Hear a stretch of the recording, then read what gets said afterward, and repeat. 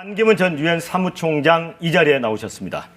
자, 총장님 반갑습니다. 예, 안녕하십니까. 네. 반갑습니다. 네, 그리고 저와 함께 진행을 도와줄 정하인 기자. 네, 안녕하십니까. 네, 반갑습니다. 자, 총장님 이제 10년 동안 유엔 사무총장 임무를 마치시고 이제 귀국한 지가 오늘로 10하루째인가요? 예, 그렇습니다. 네, 어떻습니까? 이 정치판이라는 데가 녹록지 않은 곳인데 스트레스 안 받으십니까?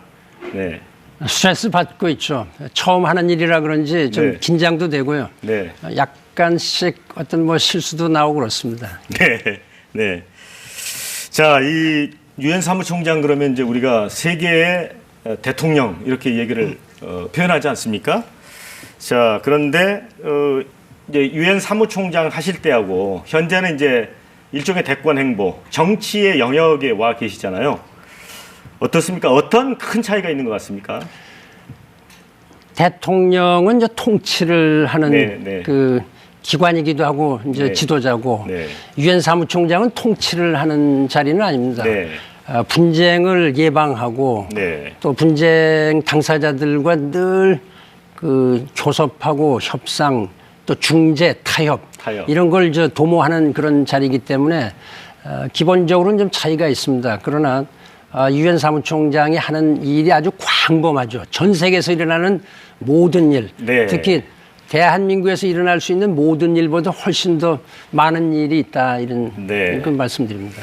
저 총장님의 업적 중에서 뭐 하나 꼽으라고 한다면 이 기후변화 협약이 아니겠습니까? 예, 그렇습니다. 196개 당사국을 이제 이해관계를 조정해서 이제 통과를 시키셨는데 예. 이와 관련된 에피소드가 좀 있으신가요? 에피소드가 있는데 그런 걸 공개를 해야 될지 모르겠습니다만은 네. 그 기후 변화가 사실 한 20년 이상 네. 그 협상이 이제 지지부진하게 됐습니다. 네. 제가 2007년 1월에 취임하면서부터 제가 이 기후 변화를 인류와 이 지구를 살리기 위해서 제가 최우선 순위를 뒀습니다. 그래서 네. 전 세계 방방곡곡 제가 안 가본 데가 없습니다. 기후 변화의 현상이 일어나는 데는 네. 제가 북극을 2번 갔습니다. 네. 남극을 1번 갔고 기타 이제 아마존강 유역이라든지 네. 그런데 한 가지 이제 에피소드로 말씀하시면은 좀 공개하기가 그런데 좀 창피하기도 한데 북극을 갈 때 그 배를 타고 가는데 네. 그 배가 너무 좁다 보니까 이 2층 침대입니다. 벙커베드 2층에서 올라가 있다가 제가 어떻게 잘못해서 좀 떨어지면서 네. 좀 다쳤습니다. 2층 침대에서 떨어지면서 그래서 이제 갈비에 이제 좀 금이 가고 네. 좀 목도 좀 아프고 네. 다행히 한 2달 후에 별 문제 없이 지나갔습니다만은 그런 하여튼 제가 모든 곳을 다 가보고 그곳에서 기후변화의 중요성을 제가 방송을 통해서 전 세계에 내보냈습니다. 네. 우리가 하루빨리 기후변화 현상을 막아야 되겠다. 그런 결과에 이제 전 정상들이 합의를 해서 12월 12일 그 2년 전이죠. 2015년 네. 파리에서 역사적인 합의가 아주 극적으로 타결이 됐습니다. 네. 이제 앞서 말씀하시면서 이제 유엔 사무총장 임무 수행 당시에 이제 다쳤다는 말씀을 하셨는데 네네. 네, 정치를 하시게 되면 뭐 몸은 괜찮은데 마음을 다치는 경우가 많이 생길 것 같습니다. 네. 자, 이제 텔레비전 보고 계시는 시청자들이 가장 궁금해할 내용 중에 하나는 그 반 전 총장님께서 과연 어떤 정치 세력하고 손을 잡을까, 또 어느 정당에 입당할까, 뭐 이런 것 같습니다. 내일 이제 바른정당이 창당식 있지 않습니까? 예. 혹시 그 행사에 가십니까? 저는 갈 계획은 없습니다. 네. 예. 자, 누구와 손을 잡을 것인가? 이게 궁금한데 지금 이제 나오는 얘기로는 3지대 얘기가 나옵니다. 예. 개헌을 매개로 해가지고 하나의 그 빅텐트를 이렇게 구상하고 계신 것 같은데 혹시 그러면은 창당 계획을 갖고 계신가요? 제가 현재 우리 한국이 겪고 있는 여러 가지 정치적 위기, 안보 위기, 또 경제적인 여러 가지 성장 네. 둔화라든지 실업 문제 등등을 감안할 때에 네. 우리나라는 지금 총체적 난국에 처해 있다 이렇게 볼 수가 있습니다. 이 국민들 간에 서로 분열하고 아주 갈갈이 찢겨져 있습니다. 네. 이념 간의 갈등이 있고 지역 간의 갈등이 있고 세대 간의 갈등이 있고 어떻게 해서 우리나라가 그렇게 국제사회에서 존경을 받다가 이런 정도로 추락했는지 제가 참 그 가슴이 아프고 참담한 실정입니다. 사실 사무총장 10년을 마치고 아주 뿌듯한 기분으로 국민들에 네. 와서 이렇게 보고를 드리려고 그랬는데 네. 제가 들어와서 본 한국은 참 정말로 그 안타까울 정도로 그 서로 신뢰가 상실되고 네. 또 최근에 그 대통령이 탄핵 소출을 받는 이런 네. 상황까지 됐습니다. 그래서 제가 지금 이 시대의 정신으로서는 우리가 국민이 다 대통합을 해야 되겠다. 통합. 예, 네. 대타협을 통해서 네. 통합을 해서 그야말로 모두 같이 살 수 있는 상생할 수 있는 이게 선진 그 인류 국가를 만들어야 되겠다. 그런 면에서 제가 사실은 아주 절박한 심정으로 네. 그 정치에 투신을 하게 된 겁니다. 사실은 저는 평생을 외교관으로 살았고 네. 정치 경험은 없습니다. 네. 그러나 지금같이 패권 정치가 판을 치고 패거리 정치가 있고 국민은 네. 절망하고 있는 때에 제가 그야말로 제 한 몸을 바쳐서라도 네. 이 나라를 더 통합시켜야 되겠다. 네. 그래서 좀 더 국제사회의 그 우리나라의 국격을 더 높이고 네.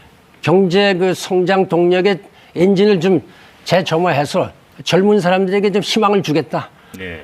이 많은 젊은 사람들이 시리에 빠져서 자기들의 미래에 대해서 걱정을 하고 있습니다. 네. 사실은 이런 아주 위기 상태에 네. 정치인들이 좀 더 각성해야 된다 이렇게 생각을 하고요. 저와 뜻을 같이 하는 네. 어떤 그 정당이나 어떤 사람이라도 네. 제가 같이 일할 용의가 있습니다. 네. 이제 10년 만에 그 돌아오셨지 않습니까? 예, 예. 그런데 이제 그 전에 노무현 정부에서 이제 외교부장관도 청와대에서 하셨고 예. 외무장관도 하셨고. 예, 그렇습니다. 예. 자, 그때하고 지금하고 우리 사회의 어떤 갈등 양상이나 깊이가 훨씬 다릅니까? 갈등이 훨씬 더 심해진 것 같습니다. 왜 그런 것 같습니까? 그것이 결과적으로 이 지도층이 네. 국민으로부터 신뢰를 잃어버리면은 네. 결과적으로 그로부터 많은 그 부작용이 생깁니다. 소위 그 비선실세라는 사람들이 국정을 농단하고 네. 또 대통령은 국민으로부터 신뢰를 잃고 네. 그렇게 되면은 경제도 성장 동력을 잃어버립니다. 네. 국제사회에서의 그 대외 신인도도 떨어지고요. 네. 그럼 결과적으로 이런 것이 모든 경제에 영향을 미치니까 젊은이들도 할 일이 없어지고요. 또 우리나라는 참 불행하게도 OECD에 가입한 국가 중에서 이 실업률이라든가 특히 자살률 이런 것이 제일 높습니다. 편이죠. 네네. 그 헬코리아라는 말이 나오고 네, 네. 삼포 세대다 네. 이런 이야기가 나오는 것이 그전에는 없었는데 네. 이거 훨씬 더 심화됐기 때문에 하루빨리 이 위기를 극복을 시켜야 됩니다. 네. 근데 앞서 말씀하신 내용 중에 패권 정치하고 파벌 정치 말씀을 하셨습니다.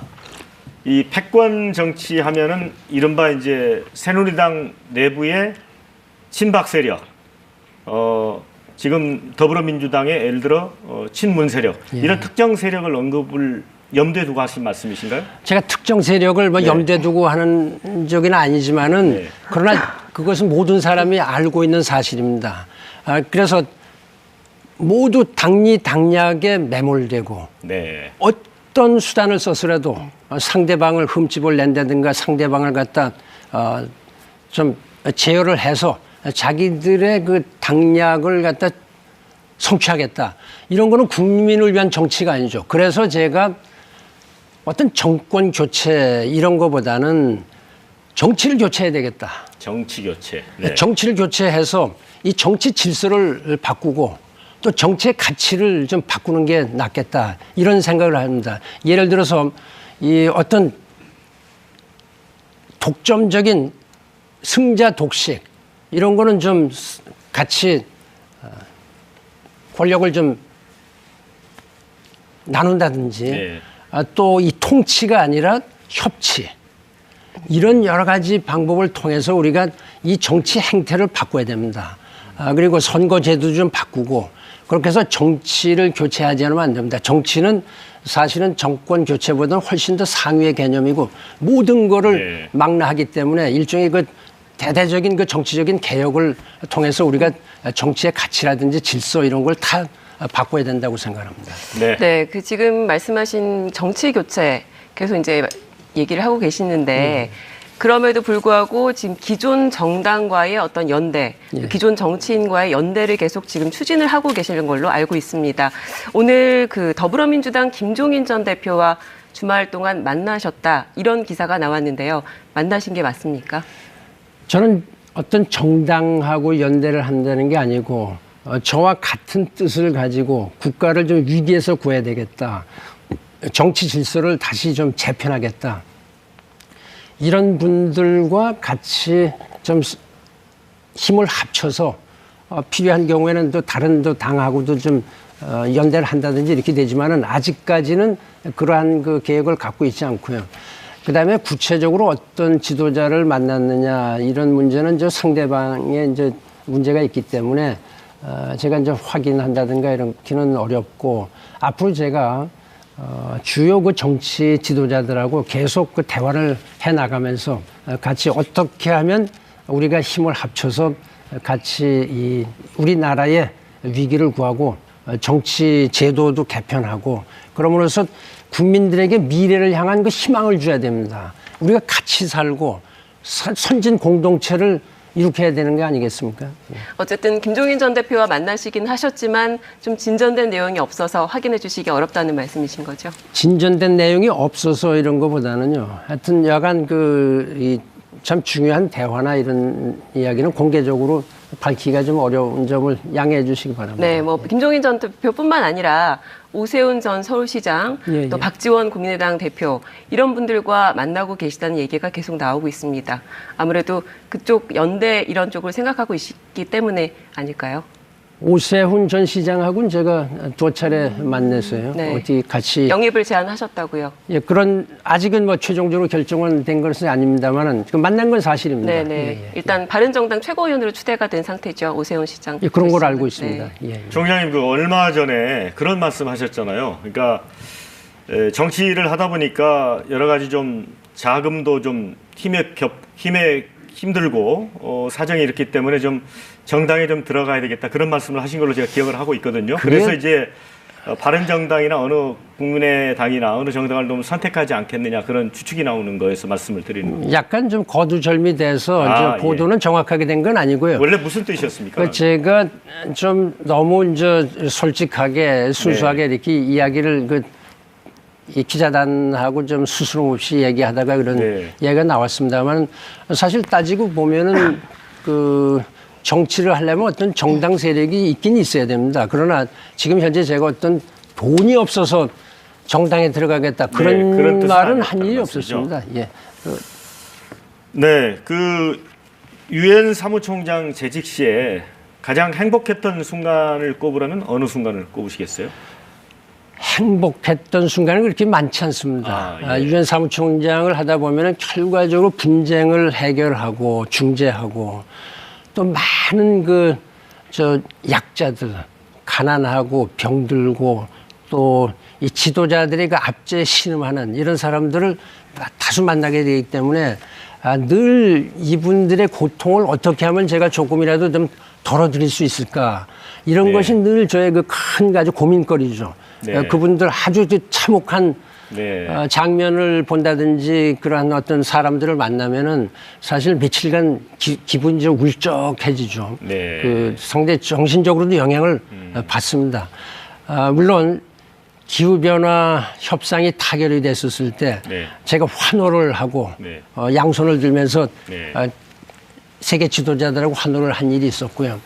또 고비고비마다 좀 어떤 기쁨과 희열을 느낄 때는 있습니다만은 그것이 어떤 인생에서 가장 즐거울 때라든가 이렇게 딱 정하기는 참 어렵습니다. 대부분 상당히 어려운 일을 많이 했다 이렇게 이해하시면 될 것 같습니다. 저는 이제 진행자이기 때문에 조금 반론 차원에서 좀 질문을 드릴 수밖에 없는데요.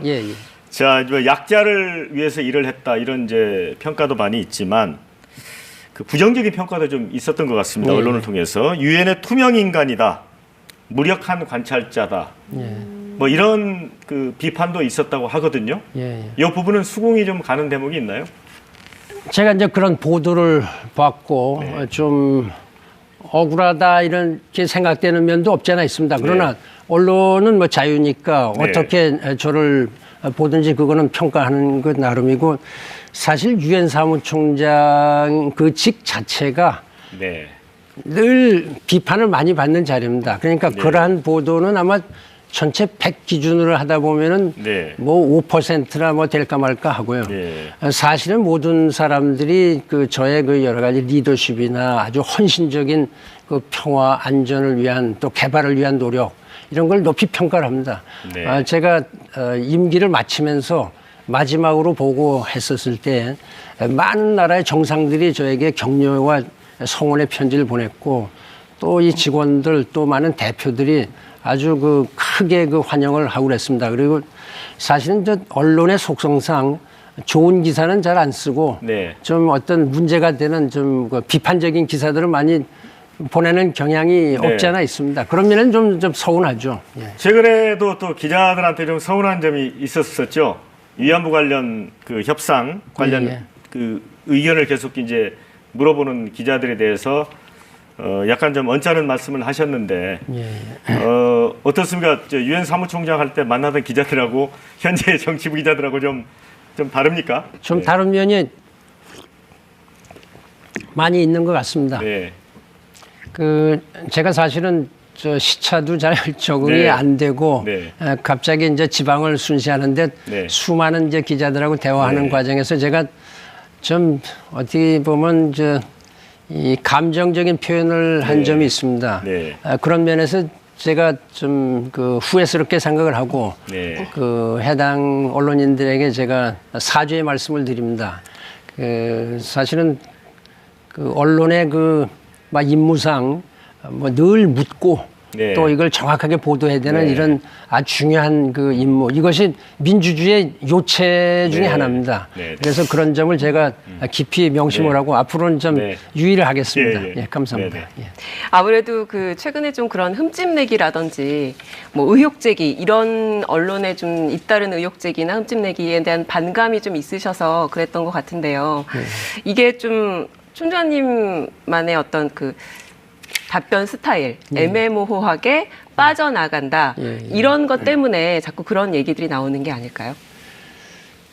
꼭 그건 아닌 것 같습니다. 제가 좀 수긍 가는 부분도 있고, 그러나 제가 이제 그 10년 만에 고국에 들어와서 바로 그 이틀 후에 지방을 이제 방문을 하는데, 여러 가지 아직 좀 서투른 점도 많이 있고, 적응하는데 좀 시간이 걸리죠.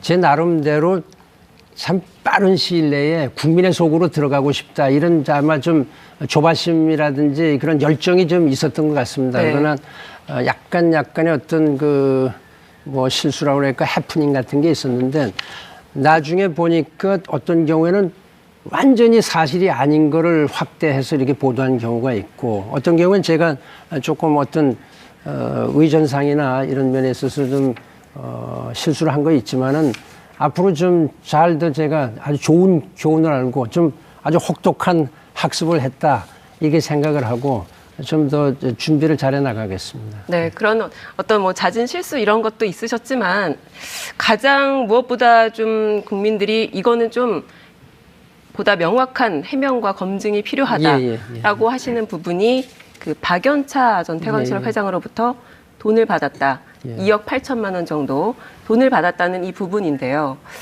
이 부분에 대해서 어떻게 해명하실 생각 있으십니까? 이 부분에 대해서는요. 오늘 그 저희 그 법률 대리인을 통해서 아주 명확하게 그 사실이 100% 거짓이다. 있을 수 없는 이런 상황을 다 설명을 했습니다. 그래서 이를 계기로 해서 완벽하게 그 깨끗이 정리됐다고 저는 이렇게 믿습니다. 네.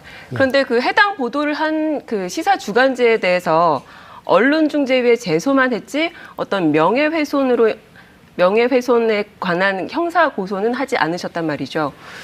그거는 제가 어떤 뭐 문제가 있어서 고소를 하지 않은 게 아니고 사실은 유엔 사무총장 10년을 하고 제가 평생 공직자 생활하면서 아주 깨끗하게 했는데 그러한 그 어처구니 없는 그 어떤 보도를 보고 일단 먼저 정정 보도를 신청을 했습니다. 시사저널에. 그렇게 하고 오늘 완전히 법률 대리인을 통해서 누가 봐도 그 충분히 납득이 갈 수 있는 이런 아주 객관적인 자료를 다 언론에 공개를 했습니다. 총장님, 그러니까 오늘 보니까 2014년 5월 3일인가요? 예. 반 총장님이 쓰신 일기입니까? 일기를 공개했다고 하는데. 예, 그렇습니다. 제가 그게 이제 객관적인 증거가 된다는 말씀이시죠? 하도 제가 좀 억울하고 이럴 수가 없다. 그래서 제가 어떤 내용입니까? 일기를 일기가? 뒤져봤습니다. 제가 일기를 뭐 여기서 다시 공개. 말씀을 뭐 네. 언론에 다 보도가 네. 됐습니다. 사실은 거기 보시면요. 네. 제가 전혀 모르는 사람이고 그날 처음 봤는데 도대체 그런 정황이 아닙니다. 거기 보고 제가 그 사람에 대해서 느낀 감정 이런 걸 거기 아주 참 솔직하게 적어놨는데 웬만하면 제가 그걸 공개를 안 하려고 그러다가 자꾸 언론에서 억측을 하니까 제가 당시에 그날 제가 느낀 거다 이렇게 하고서 오늘 언론에 네. 다 공개를 했습니다. 예. 네, 그 경남기업의 성한종 회장과도 이제 친분 관계가 있으시죠? 예, 있습니다. 네, 네. 예.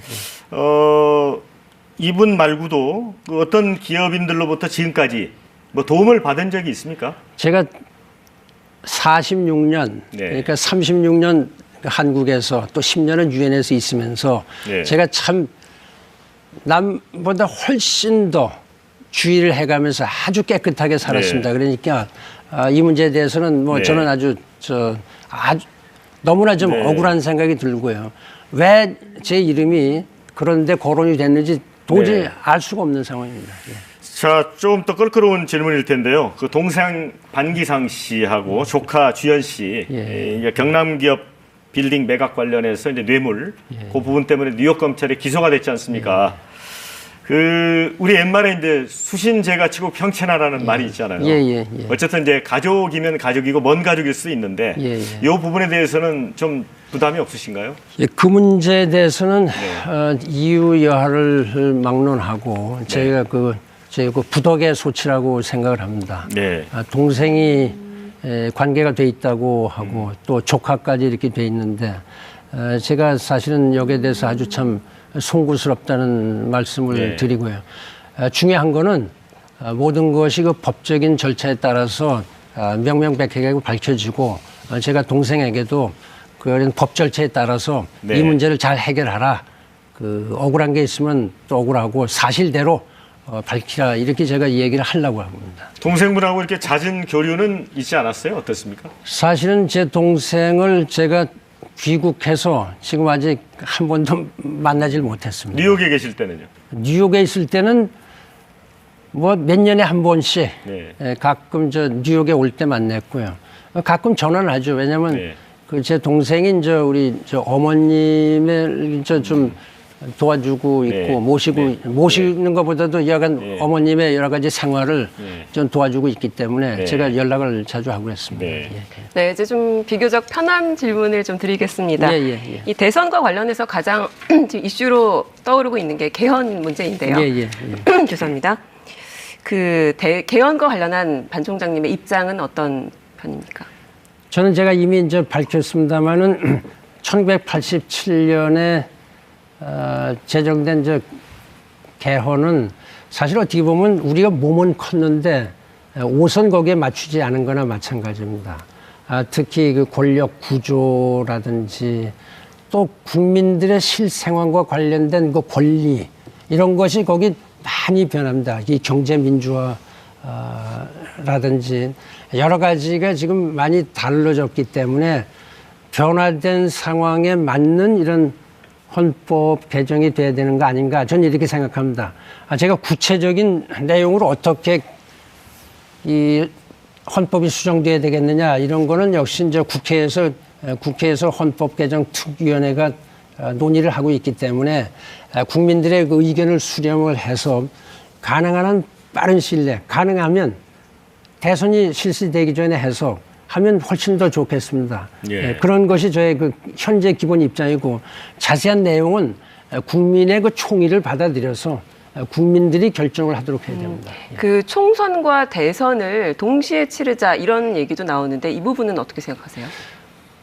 제가 늘 생각하는 것이 왜 우리나라가 이토록 국민들 간에 서로 불화가 있고 서로 미워하고 불친하고 갈라져 있느냐 이런 걸 보니까 이 선거가 너무 자주 있다 보니까 선거할 때마다 국민들이 요동을 칩니다. 서로 양측으로 갈라져서 또는 몇 가지 당으로 갈라져서 서로 이기기 위해서 그야말로 사생결단을 하는 식의 그 선거를 하거든요.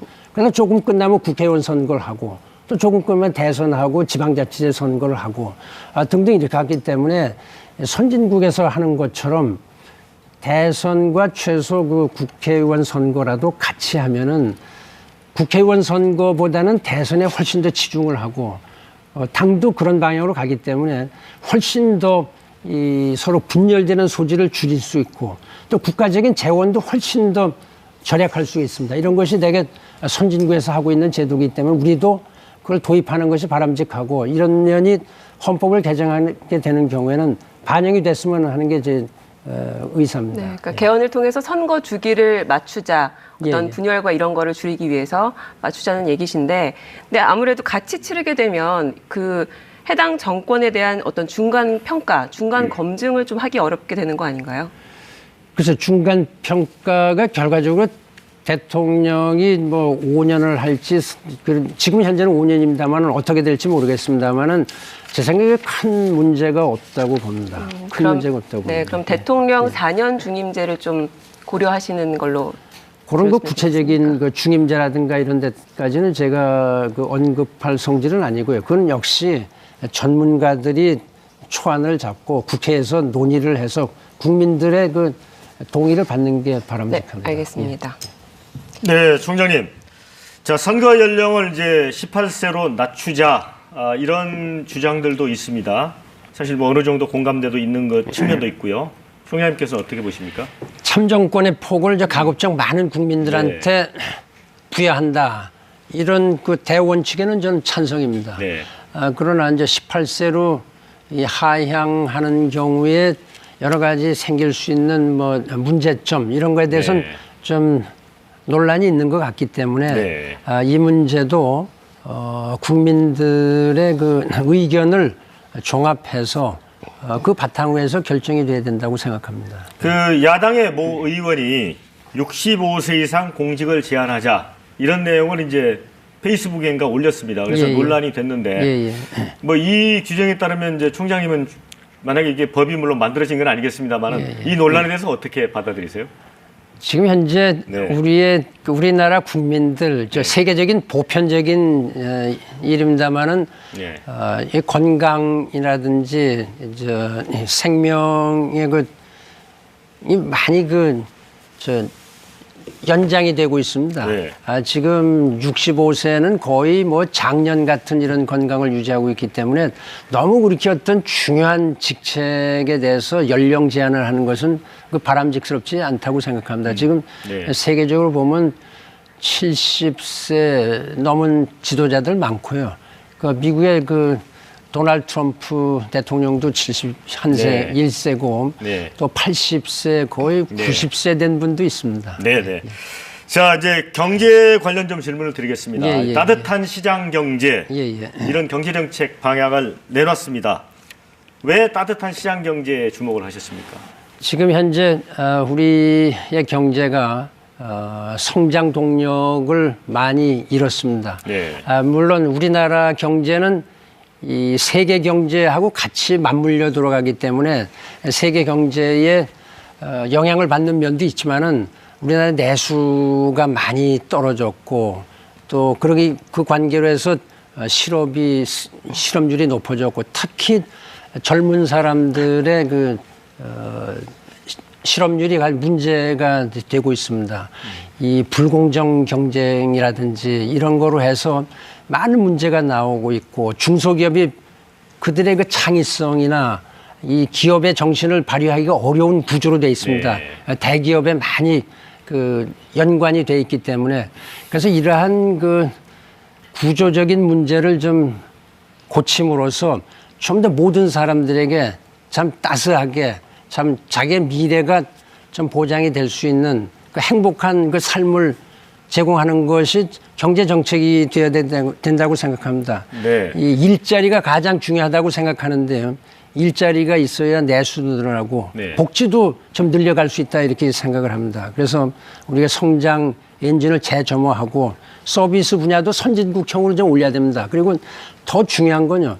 지금 현재 많은 나라들이 제4차 산업혁명 대열에 이미 진입했습니다. 네. 우리나라는 지금 그런 면에서 보면 지금 현재 세계적인 순위로 보면 25번째로 다 들어가고 있는데 네. 일본 같은 나라는 이미 12번째로 다 국제사회에서 랭킹이 돼 있기 때문에 우리가 하루빨리 제4차 네. 산업혁명 그 연구에 투자를 해야 된다고 생각합니다. 이 청년 실업률이 이제 상당히 심각한데요. 10% 가까이 치솟았고 사실 100만 명이 넘거든요. 예, 예. 거기다가 이제 구직을 아예 포기한 이 청년들도 한 30여만 명 되고. 예, 예. 주변에서 이제 이런 안타까운 상황들을 좀 보셨을 텐데 예. 이게 뭐 당장 어떻게 쓸 수 있는 방법이 없을까요? 제가 그 짧은 시간입니다만은 네. 몇몇 그룹의 그 청년들을 만났습니다. 창업한 네. 사람들도 만났고 그 취업을 준비 중인 사람 또 실업에 시달리는 청년들을 만났는데 사실 기성세대 한 사람으로서 이 시대의 그 지도자의 한 사람으로서 참 미안한 감이 네. 앞섭니다. 지금 우리 젊은 세대는 자기 부모보다 못 사는 세대, 처음 세대가 돼 있습니다. 네. 많은 그 시리에 빠져 있는데 제가 요즘 와서 들어보니까 이 생에는 망쳤다. 그래서 저 약간 줄임말로 이생망이라는 네. 이런 얘기까지 나오고 있습니다. 그러니까 얼마나 이 절박하고 얼마나 그 실망하면 그런 얘기가 나올까 이렇게 생각을 합니다. 그래서 결과적으로 제가 아까 말씀드린 대로 이 성장 엔진을 좀 점화시켜야 됩니다. 네. 성장 엔진을 점화시키고 좋은 일자리를 많이 만들고요. 그렇게 함으로써 이 산업 현장의 수요, 그다음에 교육 시스템과 좀 더 좀 같이 일치를 시킴으로써 좀 더 많은 일자리를 만들고요. 그다음에 중소기업을 훨씬 더 확대 육성시켜야 됩니다. 우리나라가 거의 90% 이상이 중소기업이고 대기업이 차지하는 비율은 그렇게 좀 많지는 않지만은 그러한 그 중소기업이 자기들이 활기차게 일할 수 있는 이러한 분위기를 만들어야죠. 그래서 중소기업에서 일하나 대기업에서 일하나 그 어떤 임금의 차이가 별로 많지 않는 이렇게 해야만 이 젊은 사람들의 그 직장을 일자리를 늘릴 수 있다고 이렇게 생각을 합니다. 네, 이제 중소기업 말씀을 하셨으니까 예. 재벌 개혁 관련해서 좀 질문을 드리겠습니다. 예. 그 원칙적인 재벌 개혁이 필요하다 이렇게 말씀을 하셨는데 예. 좀 더 구체적인 뭐 안을 혹시 갖고 계신 게 있습니까? 사실은 저 공정하고 그 투명한 네. 그 시장 질서 이런 것을 만드는 것이 중요합니다. 네. 그렇게 하고 균등한 기회, 정당한 보상 이런 걸 통해서 대기업과 중소기업이 서로 상생하는 네. 이런 그 관계를 만들어주는 게 좋은데요. 그 제가 통계를 보니까 미국의 대개 그 억만장자들 이런 네. 사람들 중에 80%는 전부 다 그 1세대 때 네. 창업한 사람들입니다. 네. 자기 세대에. 네. 아버지 도움, 부모의 도움을 안 받고. 그러나 우리나라 재벌의 경우에 거의 80%가 사실 상속입니다. 네. 그렇게 돼서 많은 사람들한테 좀 허탈감도 주고 기회가 박탈된 이런 기분을 주는데 이런 면도 우리가 좀 다시 한번 좀 그러면 앞으로 생각해야 이제 되는 거 아닌가. 변칙적인 상속이나 이런 부분에 대해서는 좀 메스를 가할 필요가 있다 그런 그렇죠. 말씀이시네요. 그렇게 하고 네. 이제 어떤 그 납품 단가를 뭐 좀 아주 후려친다든지 일감을 네. 자기들끼리 모아준다든지 순환 네. 출자를 해서 이런 회사 간에 좀 재벌의 연결고리를 계속 갖고 있는 이런 것도 좀 여러 가지 좀 재검토해 봐야 되는 거 아닌가 이런 생각합니다. 물론 네. 제가 이 문제 전문가는 아닙니다. 솔직히 네. 말씀드리면. 그래서 저한테 어떤 그 신임이 있다면은 제가 하여튼 우리나라의 그 최고의 네. 이런 그 전문가나 학자들 또 실제 그 경영에 참여하는 이런 사람들과 함께 같이 노력을 해보자고 합니다. 네. 예. 네, 그 귀국하는 비행기 안에서 귀족 노동자라는 표현을 쓰셨던데요. 예, 예. 총장께서 생각하시는 이 노동 개혁의 핵심은 어떤 건가요? 그러니까 지금 제가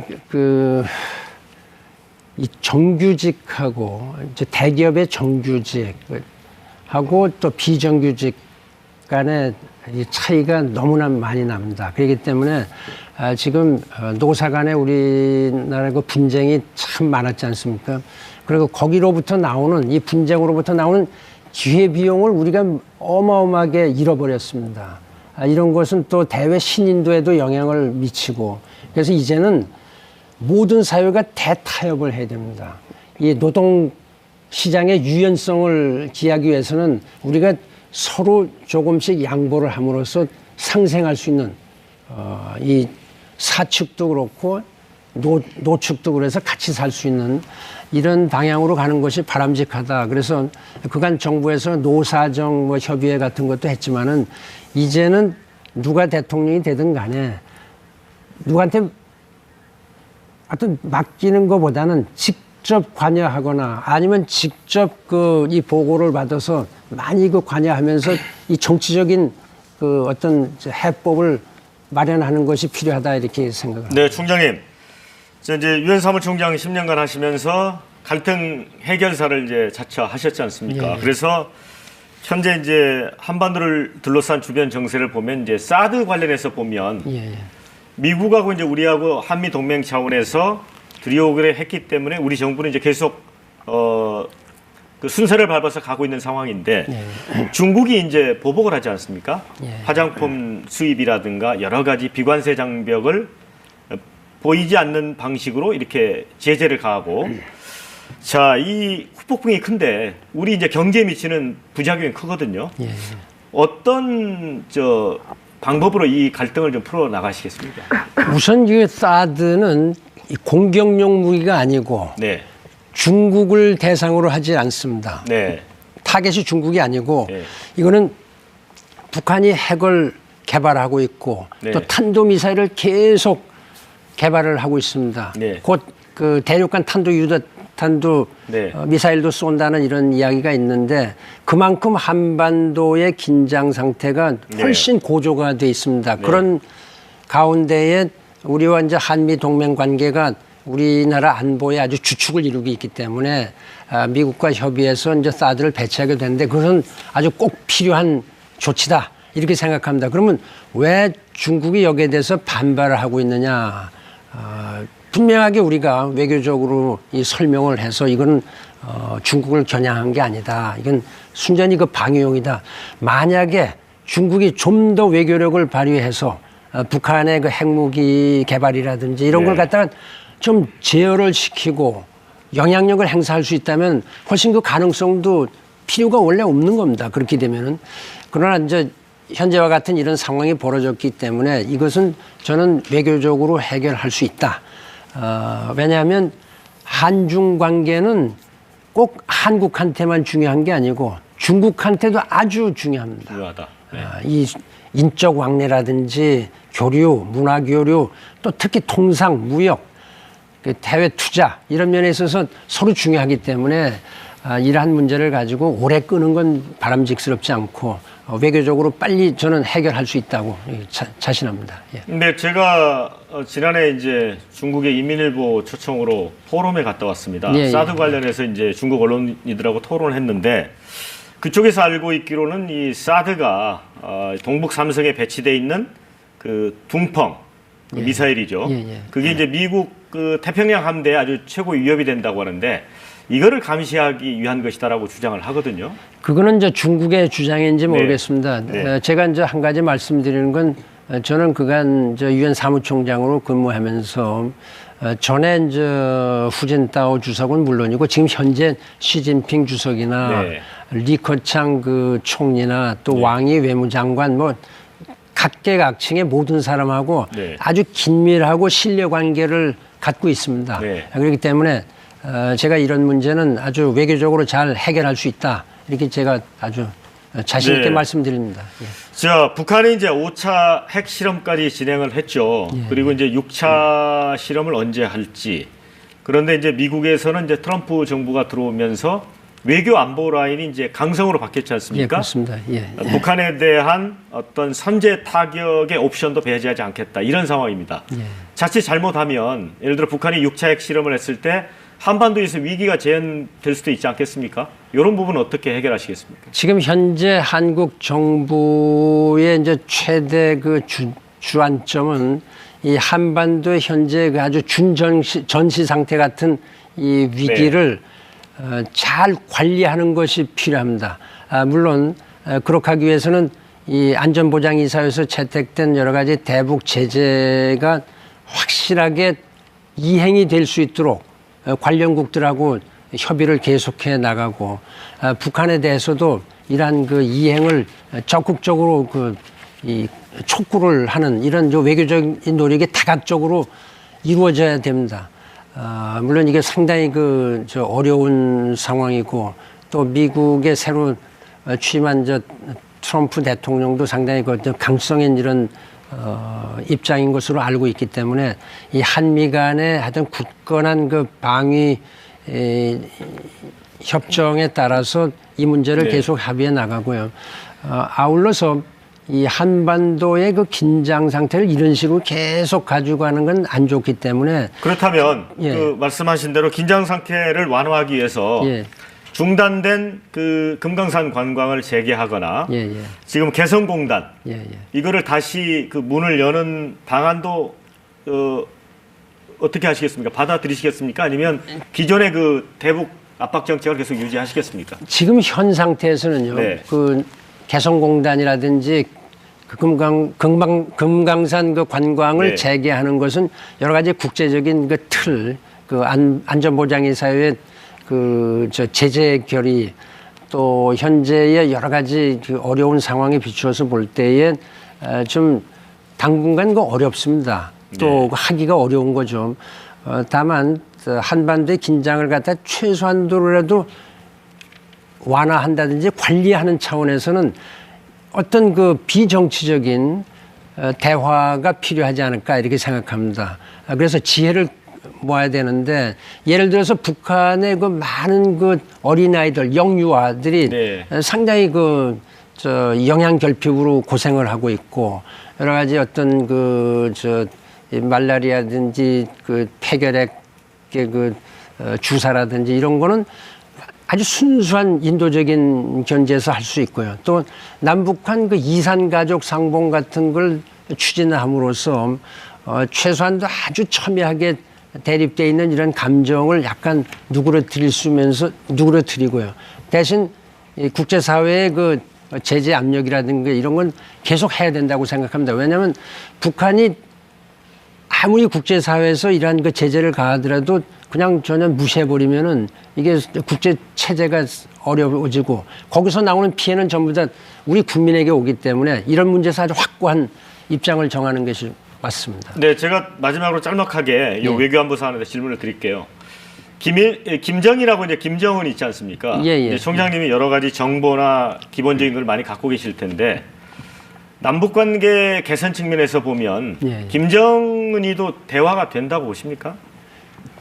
어떤 예측성 이런 면에서는 좀 더 어려워진 거 아닌가 이렇게 생각을 합니다. 물론 우리 정부 정보 안보 관련 기관에서 세세한 정보를 가지고 있겠습니다만 제가 유엔 사무총장으로서 본 여러 가지 정세는 훨씬 더 예측이 어려운 이런 사람 아닌가 생각합니다. 지금 한일 관계도 썩 좋은 상황이 아닙니다. 한일 위안부 합의 당시에 총장께서 그 합의를 두고 올바른 용단, 역사적으로 높게 평가될 거다 이런 말씀을 하셨었는데 일단 철회를 하셨어요. 이 한일 위안부 합의에 대한 입장은 어떤 겁니까? 저의 유엔 사무총장으로서의 그때 발언에 대해서 좀 오해가 있었던 것 같습니다. 유엔 사무총장은 오랫동안 현안이 된 어떤 당사국 간의 협상에 있어서 완전한 합의가 안 이루어지더라도 그 과정에 그 환영하는 성명을 많이 냈습니다. 이게 비단 한일 간의 문제뿐만이 아니라 그 시리아든지 남부 수단이라든지 리비아다 여러 가지 협상이 많이 진전이 되고 있죠. 사이프러스 독립 문제.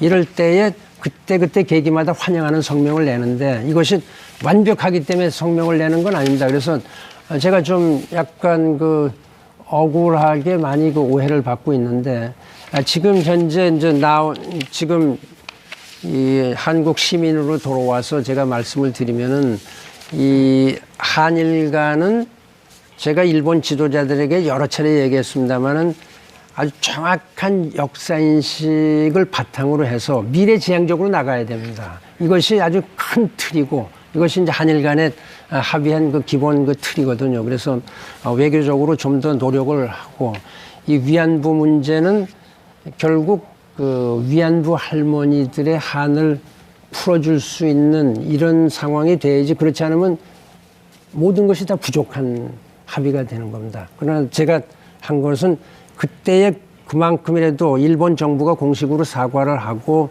또 정부에서 예산을 이게 지출한 이런 거는 평가할 만하다 이런 거였습니다. 예. 네. 지금 그 미국 트럼프 행정부가 출범을 했습니다. 한미 FTA 문제, 재협상을 요구하는 거 아니냐 이런 우려도 좀 있거든요. 한미 간의 관계도 이것이 일방적으로 우리만 혜택을 받고 있는 게 아닙니다. 많은 기업이 미국에 투자를 하고 있고 또 이 통상 거래도 아주 많습니다. 중국 다음으로 많기 때문에 이런 면에서 보면은 미국이 그렇게 FTA를 재협상한다든가 이런 경우가 없기를 바라고요. 또 만약에 그런 일이 있다면은 우리 아주 유능한 통상교섭 전문가들이 많이 있기 때문에 거기에 대응을 하겠습니다만은 제 생각에는 한미 관계가 상호 호혜적이기 때문에 그렇게 일방적으로 어떤 조치를 취한다든가 이렇게는 기대를 안 합니다. 예. 네, 지금 시간이 좀 많이 흘렀는데요. 이 질문 한번 드려보고 싶습니다. 가장 현재 유력한 대권 주자로 나서고 있는 민주당 문재인 전 대표.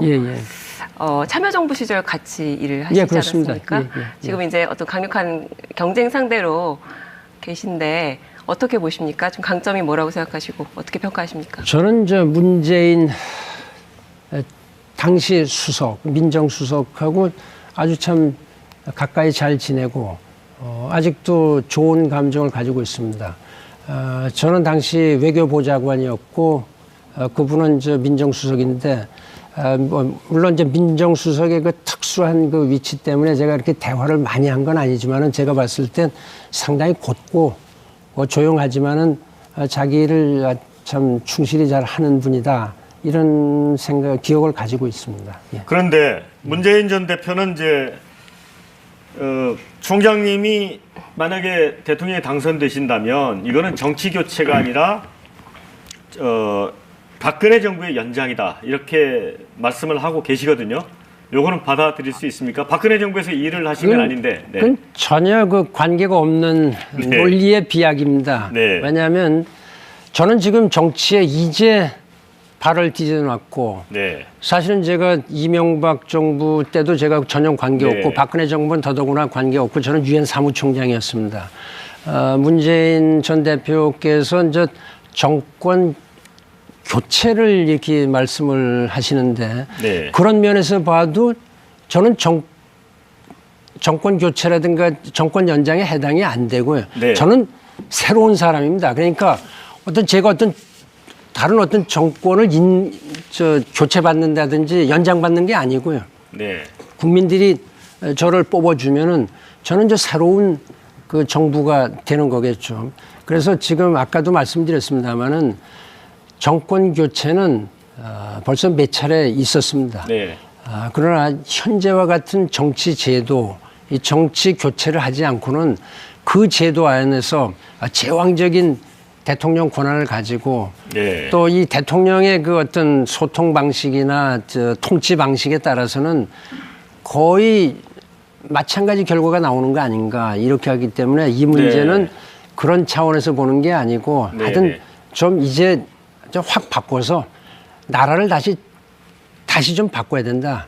그런 면에서 제가 정치 교체를 주장을 한 겁니다. 네, 이제 안희정 그 충남지사는 이제 어제 시대 교체라는 말을 또 꺼내놨어요. 예, 예. 그러니까 문재인 전 대표께서는 정권 교체, 예. 반 총장님은 정치 교체. 예, 예. 자, 이제 여러 가지 어떤 슬로건들이 있는데 현재 지지율을 보면 예, 예. 문 전 대표는 약간 상승세고 예, 예. 총장님은 약간 답보 상태지 않습니까? 예, 예. 이런 부분들이 민심의 투영이라고 보십니까? 아니면 뭐라고 생각하십니까? 저는 제가 여론조사의 전문가가 아니니까 네. 뭐라고 이제 말씀을 드릴 수가 없죠. 그러나 이제 제가 과거 몇 년 사이에 보면은 여론조사가 많이 이제 변동을 하고 저는 사실 지금 온 지가 10하루뿐이 안 돼 있기 때문에 그러한 그 여론조사가 어떻게 해서 네. 반영이 됐는지는 지금 잘 제가 코멘트하기가 어렵습니다. 예, 예. 자, 이번 대선에서 반 총장님의 최대 라이벌은 결국 누가 될 걸로 보십니까? 저는 아직 사실 선언은 안 했는데요. 네. 결과적으로 언론을 통해서 이렇게 보면은 네. 문재인 전 대표가 이제 라이벌이 되겠고요. 기타 이제 안철수 전 대표라든지 몇 네. 분이 있는 거를 알고 있습니다. 네. 그러나 저는 제 할 일을 참 뚜벅뚜벅 해서 네. 국민들의 신임을 받으면은 되는 거고 그렇기 때문에 별로 그렇게 신경을 쓰진 않습니다. 어차피 대통령 선거라는 것이 여러 후보들이 나와서 네. 국민의 신임을 받게 네. 되는 거기 때문에. 네. 예. 지금 시점에서 이 시대가 요구하는 어떤 시대 정신 이런 게 있다면 뭐라고 보시나요? 저는 이미 밝혔지만은 사회 대통합을 통해서 우리 국민 대타협을 통해서 국민 대통합을 이루고 우리가 이제까지 국제사로부터 참 존경받고 인정받던 이런 서로 상생할 수 있는 선진 공동체 이걸 이루는 것이 바람직하다. 지금 대한민국이 어떤 나라입니까? 이제까지 우리가 산업화, 민주화 이걸 통해서 전 세계로부터 많은 칭송을 받고 감탄을 받고 한국을 본따기 위해서 많은 노력을 자기들이 했는데 이제 와서 우리가 이런 문제된 나라로 다 이렇게 전락하는 것은 우리 자존심, 민족의 자긍심에 비춰봐서 도저히 용납할 수가 없는 겁니다. 그래서 제가 사실은 유엔 사무총장 10년을 지나고 다른 일을 할 수도 있겠지만은 경험은 없지만 제 나름대로 하여튼 참 절박한 심정으로 누군가 이건 해야 되겠다. 그래서 제가 이런 결심을 하게 된 겁니다. 예. 총장님, 저도 이제 미국에서 3년간 특파원하고 이제 들어와 보니까 3년밖에 안 지났는데도 한국은 훨씬 빠른 속도로 이게 변화해가는 측면이 있거든요. 그래서 10년 동안 이제 유엔에서 일을 하셨기 때문에 국내 여러 가지 현안이나 갈등 사이나 이런 부분에 대한 좀 이해가 좀 얕을 것이다 이런 우려들이 있습니다. 이 부분에 대해서는 어떻게 보완을 하실 생각이신가요? 그러나 그런 우려는 기우고요. 제가 이미 대개 다 파악을 했습니다. 네. 짧은 시간이지만은 그렇게 하고 뉴욕에 있으면서도 제가 이 KBS 뉴스를 포함해서 이 한국의 언론에 보도된 내용을 대개는 다 파악을 하고 있었기 때문에 잘 알고 있고요. 다만 이거를 어떻게 해결해야 되느냐 이런 면에서는 제가 좀 이제 초보다 이렇게 생각을 할 수 있겠지만은 이것은 우리 국민들이 힘을 합치면 불가능한 게 없습니다. 그렇게 하고 답은 거의 나와 있습니다. 모든 문제의 답은 나와 있기 때문에 이러한 해결 방안을 우리가 어떻게 엮어서 같이 필요하면 연대도 하고 같이 또 국민들하고 협의를 해서 나가면 전 충분히 빠른 시일 내에 해결할 수 있다고 봅니다. 총장님 혹시 이 후라이드 치킨 좋아하세요? 치킨? 예, 좋아합니다. 반반 치킨이라는 게 있는데 드셔보셨어요? 반반 치킨. 모르겠습니다. 반반 치킨에는 매운 거하고 매운맛이 아닌 거하고 절반씩. 예. 근데 이제 들어오실 때 진보적 보수주의자라고 말씀하시잖아요. 그래서 그러면은 총장님은 진보의 입장이냐 보수의 입장이냐 이게 반반이다 이렇게 논란이 많은 것 같습니다. 그것도 어느 쪽에 무게가 실려 있습니까? 어떤 사람이나 어떤 네. 사람을 이게 진보냐 보수냐 이렇게 아주 확연하게 네. 구분하는 거는 참 그 위험하기도 하고 네. 의미가 없다 이렇게 생각합니다. 그런 면에서 우리나라가 또 좀 분열이 돼 있는 이런 건데 예를 들어서 자유민주주의하고 시장 경제의 가치를 존중하는 우리 헌법적 그 가치 거기에 입각해서 한반도의 그 안보를 튼튼히 하고 통일을 기한다. 이런 면에서는 저는 누가 뭐래도 아주 확고한 확실한 그 보수주의입니다. 제가 평생을 그 공직자로 살면서 그런 그 보수적인 네. 생각을 해왔죠. 그러나 세상에 이제 모든 일을 이렇게 흙과 백으로 다 구분하기는 어려운 일이 많습니다. 그래서 네. 아주 실용주의적인 또 네. 실사구시적인 입장에서 이렇게 보면은 특히 유엔 사무총장의 입장에서 네. 많은 약자를 대변하고 네. 또 이들을 도와주고 이런 거는 보수주의자들도 다 하는 겁니다. 네, 네. 약자를 보고 그들이 안 도와줄 리가 없고 병자를 보고 안 도와줄 리가 없는 거 아니겠습니까? 그런 면에서는 모두 조금씩 이런 진보적인 생각을 가지고 있다. 그렇기 때문에 이 보수도 늘 현실에 맞게 이렇게 좀 진화를 좀 하고요. 또 이 아주 개방적인 진보적인 생각을 가지신 분들도 네. 사안에 따라서는 예를 들어서 이것이 우리가 대북 문제라든지 또 한반도의 이 정확한 그 네. 안보 이런 데는 그 보수적인 네, 네. 생각을 해야 됩니다. 네. 예. 자, 말씀 잘 들었습니다. 네, 이 반기문 전 총장과의 대담은 여기까지 진행하도록 하겠습니다. 오늘 다소 이 날선 질문이 있었더라도 시청자 여러분들이 묻고 싶은 질문들을 저희가 대신한 것이다 이렇게 생각해 주셨으면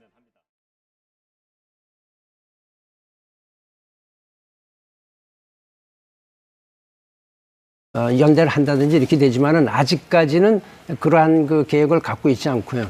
그다음에 구체적으로 어떤 지도자를 만났느냐 이런 문제는 저 상대방의 이제 문제가 있기 때문에 제가 이제 확인한다든가 이렇게는 어렵고 앞으로 제가 주요 그 정치 지도자들하고 계속 그 대화를 해 나가면서 같이 어떻게 하면 우리가 힘을 합쳐서 같이 이 우리나라의 위기를 구하고 정치 제도도 개편하고 그러므로서 국민들에게 미래를 향한 그 희망을 줘야 됩니다. 우리가 같이 살고 선진 공동체를 이룩해야 되는 게 아니겠습니까?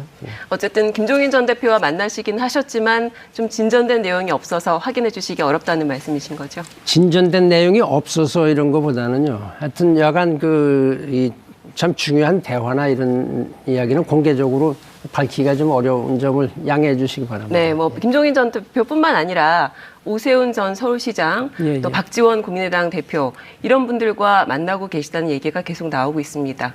아무래도 그쪽 연대 이런 쪽을 생각하고 있기 때문에 아닐까요? 오세훈 전 시장하고는 제가 두 차례 만났어요. 네. 어디 같이 영입을 제안하셨다고요? 예, 그런 아직은 뭐 최종적으로 결정은 된 것은 아닙니다만은 만난 건 사실입니다. 네네. 예, 예. 일단 바른정당 최고위원으로 추대가 된 상태죠. 오세훈 시장. 예, 그런 걸 시장은. 알고 있습니다. 네. 예, 예. 총장님 그 얼마 전에 그런 말씀하셨잖아요. 그러니까 정치를 하다 보니까 여러 가지 좀 자금도 좀 힘에 힘들고 사정이 이렇기 때문에 좀 정당에 좀 들어가야 되겠다 그런 말씀을 하신 걸로 제가 기억을 하고 있거든요. 그래서 이제 바른정당이나 어느 국민의당이나 어느 정당을 좀 선택하지 않겠느냐 그런 추측이 나오는 거에서 말씀을 드리는 겁니다. 약간 좀 거두절미돼서 아, 이제 보도는 정확하게 된 건 아니고요. 원래 무슨 뜻이었습니까? 그 제가 좀 너무 이제 솔직하게 순수하게 이렇게 이야기를 이 기자단하고 좀 스스럼 없이 얘기하다가 그런 얘기가 나왔습니다만 사실 따지고 보면은 정치를 하려면 어떤 정당 세력이 있긴 있어야 됩니다. 그러나 지금 현재 제가 어떤 돈이 없어서 정당에 들어가겠다 그런 그런 뜻은 말은 한 아니었다는 일이 말씀이죠. 없었습니다. 예. 네, 유엔 사무총장 재직 시에 가장 행복했던 순간을 꼽으라면 어느 순간을 꼽으시겠어요? 행복했던 순간은 그렇게 많지 않습니다. 아, 예. 유엔 사무총장을 하다 보면 결과적으로 분쟁을 해결하고 중재하고 또 많은 약자들, 가난하고 병들고 또 이 지도자들의 그 압제에 신음하는 이런 사람들을 다수 만나게 되기 때문에 늘 이분들의 고통을 어떻게 하면 제가 조금이라도 좀 덜어드릴 수 있을까 이런 네. 것이 늘 저의 그 큰 아주 고민거리죠. 네. 그분들 아주 참혹한 네. 장면을 본다든지 그러한 어떤 사람들을 만나면은 사실 며칠간 기분이 좀 울적해지죠. 네. 그 상대 정신적으로도 영향을 받습니다. 물론 기후변화 협상이 타결이 됐었을 때 네. 제가 환호를 하고 네. 양손을 들면서 네. 세계 지도자들하고 환호를 한 일이 있었고요. 또 고비고비마다 네. 좀 어떤 기쁨과 희열을 느낄 때는 있습니다만은 그것이 어떤 뭐 인생에서 가장 즐거울 때라든가 이렇게 딱 정하기는 참 어렵습니다. 대부분 상당히 어려운 일을 많이 했다 이렇게 이해하시면 될 것 같습니다. 저는 이제 진행자이기 때문에 조금 반론 차원에서 좀 질문을 드릴 수밖에 없는데요. 예. 자, 이제 약자를 위해서 일을 했다 이런 이제 평가도 많이 있지만 그 부정적인 평가도 좀 있었던 것 같습니다. 예. 언론을 통해서 유엔의 투명 인간이다, 무력한 관찰자다, 뭐 이런 그 비판도 있었다고 하거든요. 이 부분은 수긍이 좀 가는 대목이 있나요? 제가 이제 그런 보도를 받고 좀 억울하다 이렇게 생각되는 면도 없지 않아 있습니다. 그러나 언론은 뭐 자유니까 어떻게 저를 보든지 그거는 평가하는 것 나름이고 사실 유엔 사무총장 그 직 자체가 늘 비판을 많이 받는 자리입니다. 그러니까 그러한 보도는 아마 전체 100 기준으로 하다 보면은 뭐 5%나 뭐 될까 말까 하고요. 사실은 모든 사람들이 그 저의 그 여러 가지 리더십이나 아주 헌신적인 그 평화 안전을 위한 또 개발을 위한 노력 이런 걸 높이 평가를 합니다. 제가 임기를 마치면서 마지막으로 보고했었을 때 많은 나라의 정상들이 저에게 격려와 성원의 편지를 보냈고 또 이 직원들 또 많은 대표들이 아주 그 크게 그 환영을 하고 그랬습니다. 그리고 사실은 저 언론의 속성상 좋은 기사는 잘 안 쓰고 좀 어떤 문제가 되는 좀 그 비판적인 기사들을 많이 보내는 경향이 없지 않아 있습니다. 그런 면은 좀 서운하죠. 최근에도 또 기자들한테 좀 서운한 점이 있었었죠. 위안부 관련 그 협상 관련 그 의견을 계속 이제 물어보는 기자들에 대해서 약간 좀 언짢은 말씀. 너무나 좀 억울한 생각이 들고요. 왜 제 이름이 그런데 거론이 됐는지 도저히 알 수가 없는 상황입니다. 자, 좀 더 껄끄러운 질문일 텐데요. 그 동생 반기상 씨하고 조카 주연 씨, 경남기업 빌딩 매각 관련해서 이제 뇌물 그 부분 때문에 뉴욕 검찰에 기소가 됐지 않습니까? 그 우리 옛말에 이제 수신제가 치고 평천하라는 말이 있잖아요. 어쨌든 이제 가족이면 가족이고 먼 가족일 수 있는데 이 부분에 대해서는 좀 부담이 없으신가요? 그 문제에 대해서는 이유 여하를 막론하고 제가 그 부덕의 소치라고 생각을 합니다. 동생이 관계가 돼 있다고 하고 또 조카까지 이렇게 돼 있는데 제가 사실은 여기에 대해서 아주 참 송구스럽다는 말씀을 드리고요. 중요한 거는 모든 것이 그 법적인 절차에 따라서 명명백백하게 밝혀지고 제가 동생에게도 그런 법 절차에 따라서 이 문제를 잘 해결하라.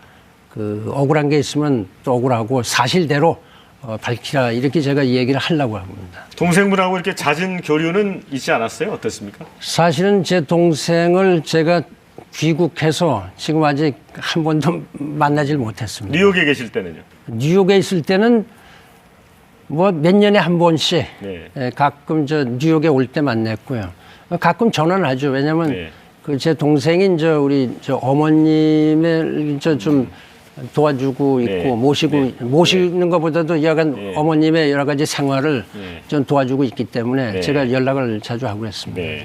네, 이제 좀 비교적 편한 질문을 좀 드리겠습니다. 이 대선과 관련해서 가장 지금 이슈로 떠오르고 있는 게 개헌 문제인데요. 죄송합니다. 그 개헌과 관련한 반 총장님의 입장은 어떤 편입니까? 저는 제가 이미 이제 밝혔습니다만은 1987년에 제정된 개헌은 사실 어떻게 보면 우리가 몸은 컸는데 옷은 거기에 맞추지 않은 거나 마찬가지입니다.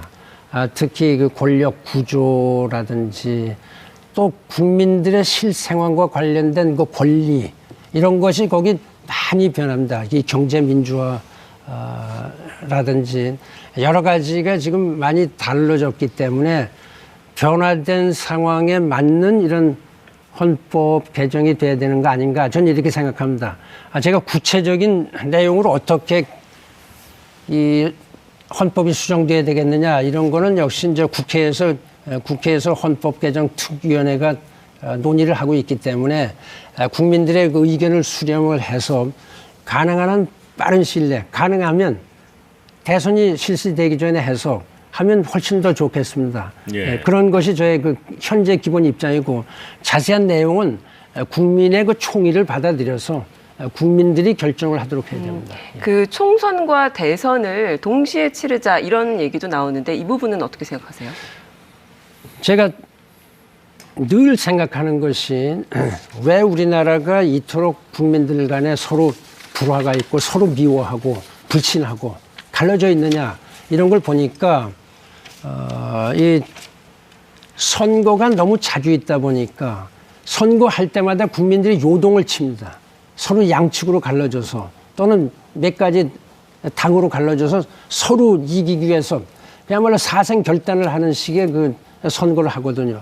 그래서 조금 끝나면 국회의원 선거를 하고 또 조금 끝나면 대선하고 지방자치제 선거를 하고 등등 이렇게 하기 때문에 선진국에서 하는 것처럼 대선과 최소 그 국회의원 선거라도 같이 하면은 국회의원 선거보다는 대선에 훨씬 더 치중을 하고 당도 그런 방향으로 가기 때문에 훨씬 더 이 서로 분열되는 소지를 줄일 수 있고 또 국가적인 재원도 훨씬 더 절약할 수 있습니다. 이런 것이 되게 선진국에서 하고 있는 제도이기 때문에 우리도 그걸 도입하는 것이 바람직하고, 이런 면이 헌법을 개정하게 되는 경우에는 반영이 됐으면 하는 게 제 의사입니다. 네, 그러니까 개헌을 통해서 선거 주기를 맞추자, 어떤 예. 분열과 이런 거를 줄이기 위해서 맞추자는 얘기신데, 근데 아무래도 같이 치르게 되면 그 해당 정권에 대한 어떤 중간 평가, 중간 검증을 좀 하기 어렵게 되는 거 아닌가요?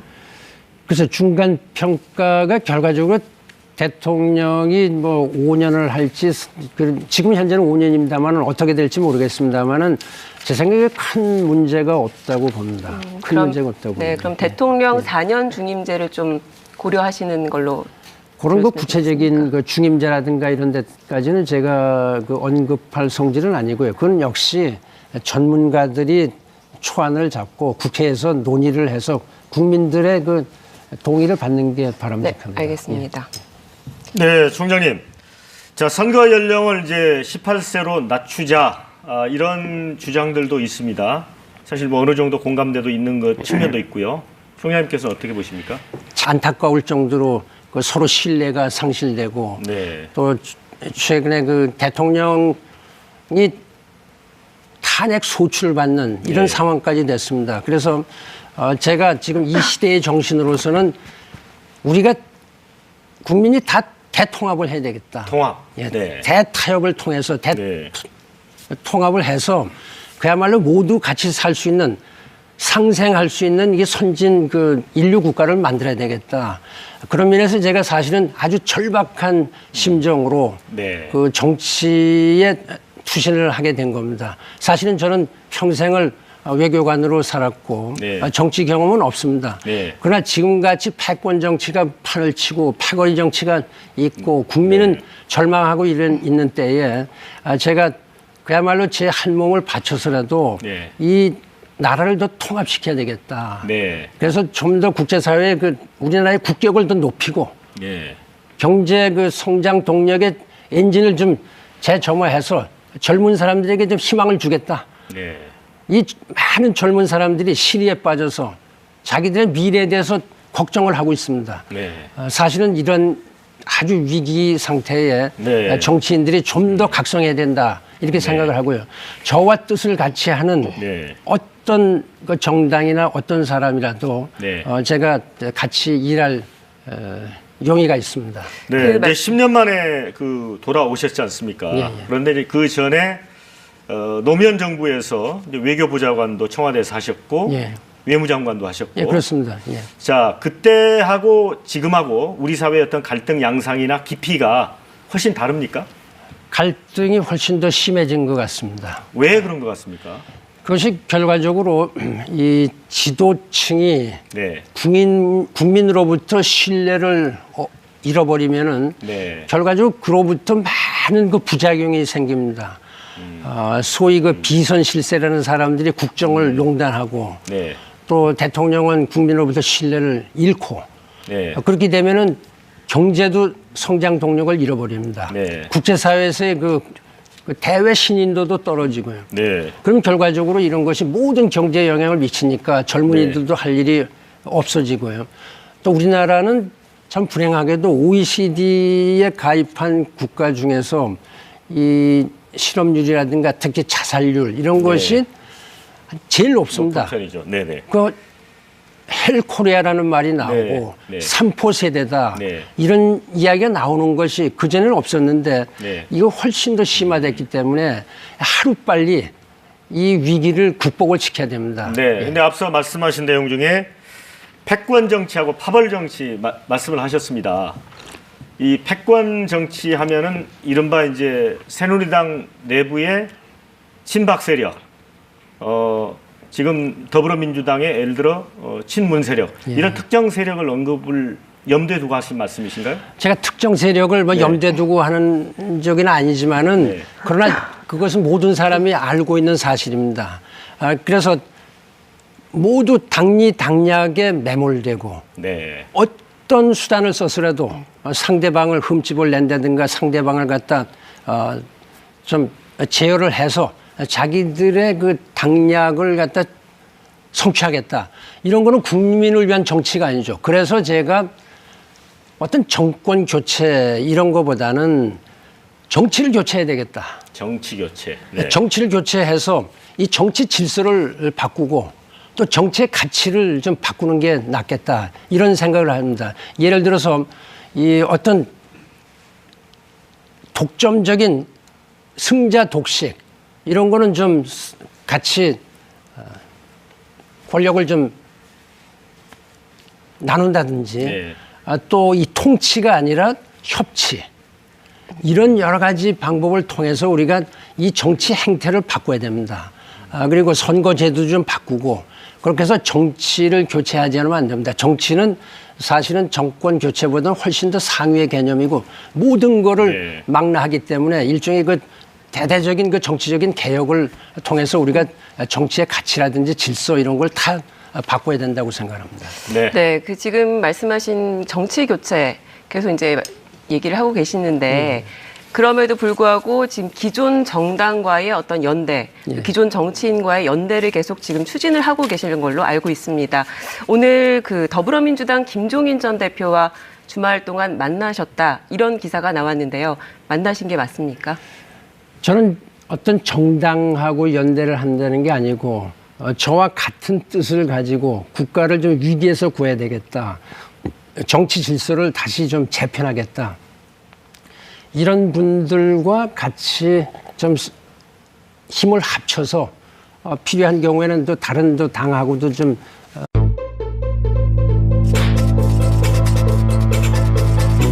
반기문 전 유엔 사무총장 이 자리에 나오셨습니다.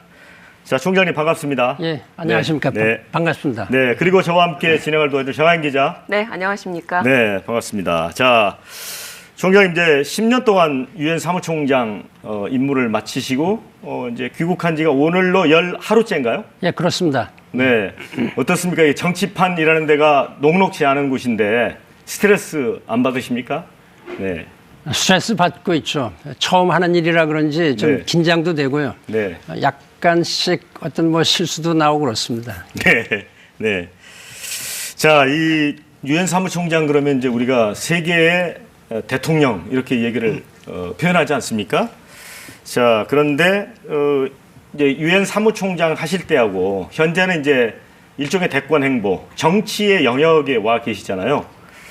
어떻습니까? 어떤 큰 차이가 있는 것 같습니까? 대통령은 이제 통치를 하는 네, 네. 그 기관이기도 하고 이제 네. 지도자고 네. 유엔 사무총장은 통치를 하는 자리는 아닙니다. 네. 분쟁을 예방하고 네. 또 분쟁 당사자들과 늘 그 교섭하고 협상 또 중재 타협 타협. 이런 걸 도모하는 그런 자리이기 때문에 기본적으로는 좀 차이가 있습니다. 그러나 유엔 사무총장이 하는 일이 아주 광범하죠. 전 세계에서 일어나는 모든 일, 네. 특히 대한민국에서 일어날 수 있는 모든 일보다 훨씬 더 많은 일이 있다 이런 네. 그 말씀드립니다. 저 총장님의 업적 중에서 뭐 하나 꼽으라고 한다면 이 기후변화 협약이 아니겠습니까? 예, 그렇습니다. 196개 당사국을 이제 이해관계를 조정해서 이제 통과를 시키셨는데 예. 이와 관련된 에피소드가 좀 있으신가요? 에피소드가 있는데 그런 걸 공개를 해야 될지 모르겠습니다만은 네. 그 기후 변화가 사실 한 20년 이상 네. 그 협상이 이제 지지부진하게 됐습니다. 네. 제가 2007년 1월에 취임하면서부터 제가 이 기후 변화를 인류와 이 지구를 살리기 위해서 제가 최우선 순위를 뒀습니다. 그래서 네. 전 세계 방방곡곡 제가 안 가본 데가 없습니다. 기후 변화의 현상이 일어나는 데는 네. 제가 북극을 2번 갔습니다. 네. 남극을 1번 갔고 기타 이제 아마존강 유역이라든지 네. 그런데 한 가지 이제 에피소드로 말씀하시면은 좀 공개하기가 그런데 좀 창피하기도 한데 북극을 갈 때 그 배를 타고 가는데 네. 그 배가 너무 좁다 보니까 이 2층 침대입니다. 벙커베드 2층에서 올라가 있다가 제가 어떻게 잘못해서 좀 떨어지면서 네.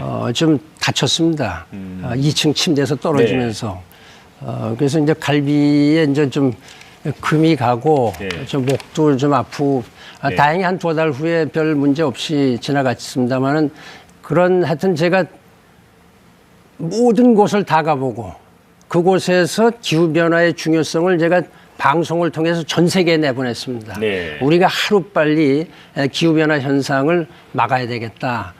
그런 결과에 이제 전 정상들이 합의를 해서 12월 12일 그 2년 전이죠. 2015년 네. 파리에서 역사적인 합의가 아주 극적으로 타결이 됐습니다. 네. 이제 앞서 말씀하시면서 이제 유엔 사무총장 임무수행 당시에 이제 다쳤다는 말씀을 하셨는데 네네. 예, 정치를 하시게 되면 뭐 몸은 괜찮은데 마음을 다치는 경우가 많이 생길 것 같습니다. 네. 자, 이제 텔레비전 보고 계시는 시청자들이 가장 궁금해할 내용 중에 하나는 그 반 전 총장님께서 과연 어떤 정치 세력하고 손을 잡을까, 또 어느 정당에 입당할까, 뭐 이런 것 같습니다. 내일 이제 바른정당이 창당식 있지 않습니까? 예, 예. 혹시 그 행사에 가십니까? 저는 갈 계획은 없습니다. 네. 예. 자, 누구와 손을 잡을 것인가? 이게 궁금한데 지금 이제 나오는 얘기로는 3지대 얘기가 나옵니다. 예, 예. 개헌을 매개로 해가지고 하나의 그 빅텐트를 이렇게 구상하고 계신 것 같은데 혹시 그러면은 창당 계획을 갖고 계신가요? 제가 현재 우리 한국이 겪고 있는 여러 가지 정치적 위기, 안보 위기, 또 경제적인 여러 가지 성장 네. 둔화라든지 실업 문제 등등을 감안할 때에 네. 우리나라는 지금 총체적 난국에 처해 있다 이렇게 볼 수가 있습니다. 네. 이 국민들 간에 서로 분열하고 아주 갈갈이 찢겨져 있습니다. 네. 이념 간의 갈등이 있고 지역 간의 갈등이 있고 세대 간의 갈등이 있고 어떻게 해서 우리나라가 그렇게 국제사회에서 존경을 받다가 이런 정도로 추락했는지 제가 참 그 가슴이 아프고 참담한 실정입니다. 사실 사무총장 10년을 마치고 아주 뿌듯한 기분으로 국민들에 와서 이렇게 보고를 드리려고 그랬는데 제가 들어와서 본 한국은 참 정말로 그 하셨는데 어떻습니까? 유엔 사무총장 할 때 만나던 기자들하고 현재 정치부 기자들하고 좀 다릅니까? 좀 다른 면이 많이 있는 것 같습니다. 네. 그 제가 사실은 저 시차도 잘 적응이 안 되고 갑자기 이제 지방을 순시하는데 수많은 이제 기자들하고 대화하는 과정에서 제가 좀 어떻게 보면 이 감정적인 표현을 한 점이 있습니다. 그런 면에서 제가 좀 그 후회스럽게 생각을 하고 그 해당 언론인들에게 제가 사죄의 말씀을 드립니다. 그 사실은 그 언론의 그 임무상 뭐 늘 묻고 네. 또 이걸 정확하게 보도해야 되는 네. 이런 아주 중요한 그 임무. 이것이 민주주의의 요체 중에 네. 하나입니다. 네. 그래서 그런 점을 제가 깊이 명심을 네. 하고 앞으로는 좀 네. 유의를 하겠습니다. 예, 예. 예, 감사합니다. 네, 네. 예. 아무래도 그 최근에 좀 그런 흠집내기라든지 뭐 의혹 제기 이런 언론에 좀 잇따른 의혹 제기나 흠집내기에 대한 반감이 좀 있으셔서 그랬던 것 같은데요. 이게 좀 총장님만의 어떤 그 답변 스타일, 애매모호하게 빠져나간다. 예, 예. 이런 것 때문에 자꾸 그런 얘기들이 나오는 게 아닐까요? 꼭 그건 아닌 것 같습니다. 제가 좀 수긍 가는 부분도 있고, 그러나 제가 이제 그 10년 만에 고국에 들어와서 바로 그 이틀 후에 지방을 이제 방문을 하는데, 여러 가지 아직 좀 서투른 점도 많이 있고, 적응하는데 좀 시간이 걸리죠. 제 나름대로 참 빠른 시일 내에 국민의 속으로 들어가고 싶다. 이런 아마 좀 조바심이라든지 그런 열정이 좀 있었던 것 같습니다. 네. 그러나 약간의 어떤 그 뭐 실수라고 할까 해프닝 같은 게 있었는데 나중에 보니까 어떤 경우에는 완전히 사실이 아닌 거를 확대해서 이렇게 보도한 경우가 있고 어떤 경우는 제가 조금 어떤 의전상이나 이런 면에 있어서 좀 실수를 한 거 있지만은 앞으로 좀 잘 더 제가 아주 좋은 교훈을 알고 좀 아주 혹독한 학습을 했다 이렇게 생각을 하고 좀 더 준비를 잘해 나가겠습니다. 네, 그런 어떤 뭐 잦은 실수 이런 것도 있으셨지만 가장 무엇보다 좀 국민들이 이거는 좀 보다 명확한 해명과 검증이 필요하다라고 하시는 부분이 그 박연차 전 태광실업 회장으로부터 돈을 받았다. 2억 8천만 원 정도 돈을 받았다는 이 부분인데요. 이 부분에 대해서 어떻게 해명하실 생각 있으십니까? 이 부분에 대해서는요, 오늘 그 저희 그 법률 대리인을 통해서 아주 명확하게 그 사실이 100% 거짓이다. 있을 수 없는 이런 상황을 다 설명을 했습니다. 그래서 이를 계기로 해서 완벽하게 그 깨끗이 정리됐다고 저는 이렇게 믿습니다. 네. 그런데 그 해당 보도를 한 그 시사 주간지에 대해서 언론중재위에 제소만 했지 어떤 명예훼손에 관한 형사 고소는 하지 않으셨단 말이죠. 그거는 제가 어떤 뭐 문제가 있어서 고소를 하지 않은 게 아니고 사실은 유엔 사무총장 10년을 하고 제가 평생 공직자 생활을 하면서 아주 깨끗하게 했는데 그러한 그 어처구니 없는 그 어떤 보도를 보고 일단 먼저 정정 보도를 신청을 했습니다. 시사저널에. 그렇게 하고 오늘 완전히 법률 대리인을 통해서 누가 봐도 그 충분히 납득이 갈 수 있는 이런 아주 객관적인 자료를 다 언론에 공개를 했습니다.